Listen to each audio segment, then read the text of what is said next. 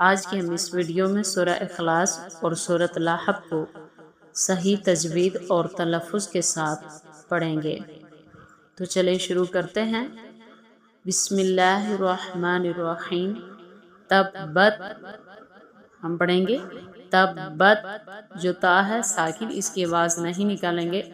تبت یدا مد ہے تو اس لیے ہم دال کو کھینچیں گے۔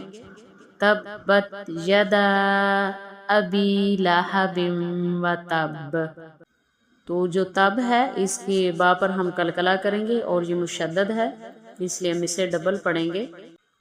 تبت یدا ابی لہب و تب، ما اغنا، ما کے اوپر مد ہے اس لیے اس کو کھینچیں گے۔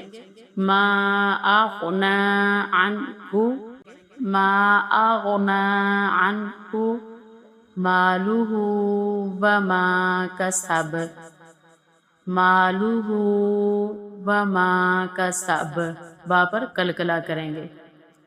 سیصلی، صاد کو ہم موٹا پڑھیں گے۔ سیصلی نارا ذات لہب، ذات لہب، وامرأۃ، را کو موٹا ہم پڑھیں گے۔ وامرأۃ حمالۃ الحطب، ہا میم پر ہم جو ہے ہا کے بعد میم پر غنہ کریں گے۔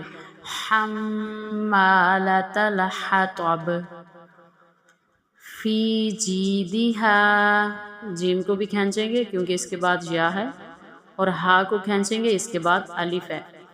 فی جیدہا حبل من مسد، فی جیدہا حبل من مسد۔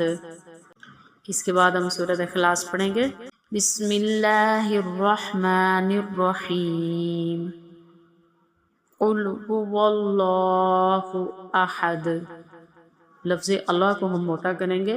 قل هو اللہ احد، اللہ الصمد، صاد کو موٹا پڑھیں گے۔ اللہ الصمد، لم یلد ولم یولد، دونوں دال پر ہم قلقلہ کریں گے۔ ولم یکن لہ، آپ الٹا پیش ہوا ہے اس لیے ہم اسے کھینچیں گے۔ ولم یکن لہ کفوا احد، ہا کی آواز نکالیں گے۔ کفوا احد۔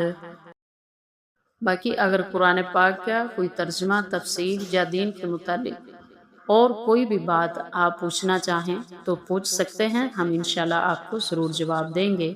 اگر قرآن پاک جوڑ کے ساتھ آپ نے پڑھنا ہے تو وہ بھی آپ بتائیں تو ہم انشاءاللہ جب ویڈیو بنائیں گے تو اس میں ہم جوڑ کے ساتھ قرآن پاک کو پڑھیں گے۔